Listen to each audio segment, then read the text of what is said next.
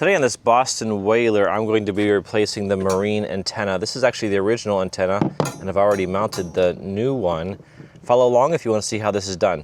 My first step was to remove the original antenna. You can see some threads here. I simply had to twist this until it came off the original mount. I'll give this one a twist so you can see what's going on. There's some threads underneath here. I can't twist much because I don't want to break the mount of this cable to this new antenna. It's permanently affixed to the antenna below and can easily break. This is the original cable. You can see here that it broke off inside the original antenna. The new antenna with its threads just mounted on by rotating clockwise onto the mount. Be careful when you do that your cable is allowed to also rotate with the antenna so that it doesn't break off. The new marine antenna, link below to get your own, does not have a connector yet on this end. This allows me to feed the cable through the boat hull into the cockpit.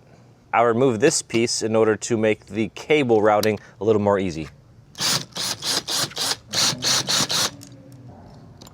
We'll apply some new material with the new parts. Feed through the new cable.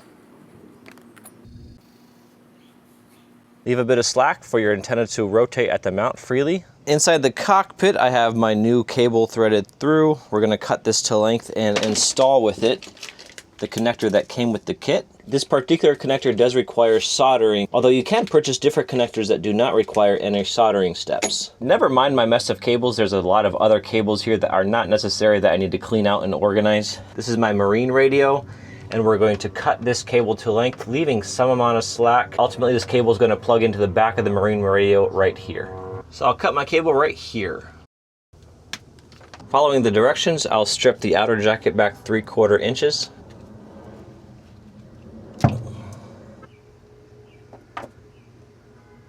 It's important not to cut the shielding on this cable. You want to keep that.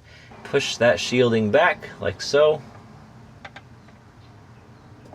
Also, per the directions on step 3, strip back the white wire, exposing about 5/8 inch of the internal conductor.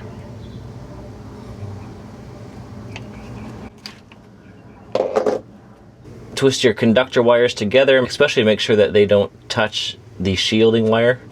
Per the directions, we've left an 1/8 inch of insulator on this main conductor. Being careful not to lose anything, disassemble your connector.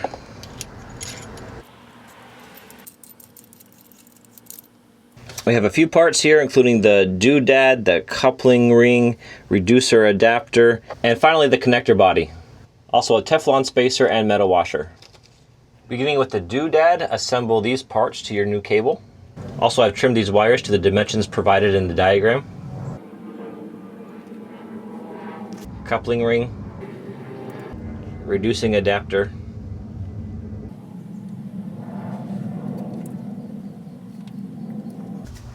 push a shielding wire back on top of this reducing adapter. It's important that this shielding wire contact physically the metal here on this part. From here you have two options. You can either solder this shield to this reducing adapter, or you can do what I'm going to do per the directions and use this washer, apply the metal washer, followed by the Teflon spacer, and then thread on this final piece. And there's your center conductor, which is exactly what you want, sticking up through here. And the final step requires me to apply some solder between the center conductor and this copper piece out here. My solder gun is heated. I have a flux pen and some solder. You might not need to, but I am going to try this. I'll apply some flux right to this area where I want the solder to flow. Get some solder on the soldering iron and apply that to your new connector. Per the directions, if you did not apply that earlier washer and Teflon spacer, you can solder your shielding cable to the rest of the metal connector here through these holes. 1, 2, there's 4 of them around the perimeter here. You might be able to do that anyway, but imagine you don't want the heating to melt that Teflon spacer. Thread on the connector body to the reducing adapter and slide on the doodad. That's the real name of this part. This is a strainer leaf onto the back of your connector. Plug in the new antenna into the rear of the marine radio. Let's turn on the marine radio and see if it works. I don't hear any radio communication. I might have a problem with this marine radio and have to replace it. More to come. Even with the new antenna, the old marine radio is still having problems. So I have a new one. Let's install that and see if we can get this to work. Insert the new radio. We're going to clean up all these wires later. Temporarily connecting the wires to my new radio. It powers on and I can get reception. This is working well along with the new antenna. Also, I created a custom sun and weather protector for this marine radio. It fits on really nicely and will remain firmly on the marine radio when underway. Check out the link below to purchase your own cover for your marine radio.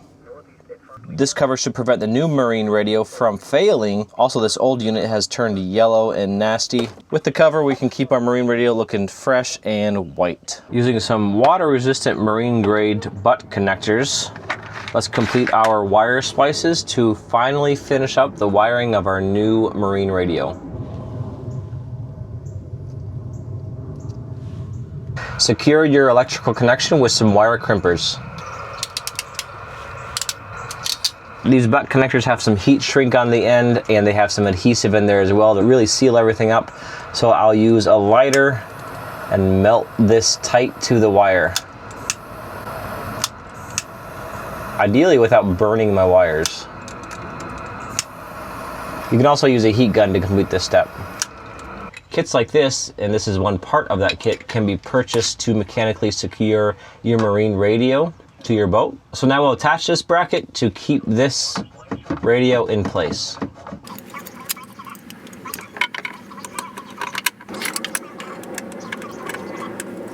Plug in the new antenna cable into the back of the marine radio. Thread on the connector to secure. Back on the outside of the boat, we need to apply some new adhesive here and reattach this piece. So I've cleaned up the surface here with a razor blade, removing the old silicone. And now I'll apply some marine silicone sealant. And then reattach this part with the original screws. Clean up the excess sealant.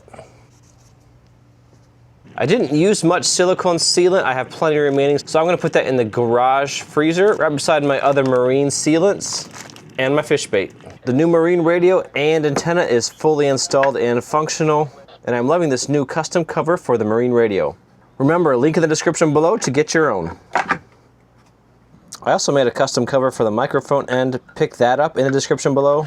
This part's exposed so it can still properly hang from your boat.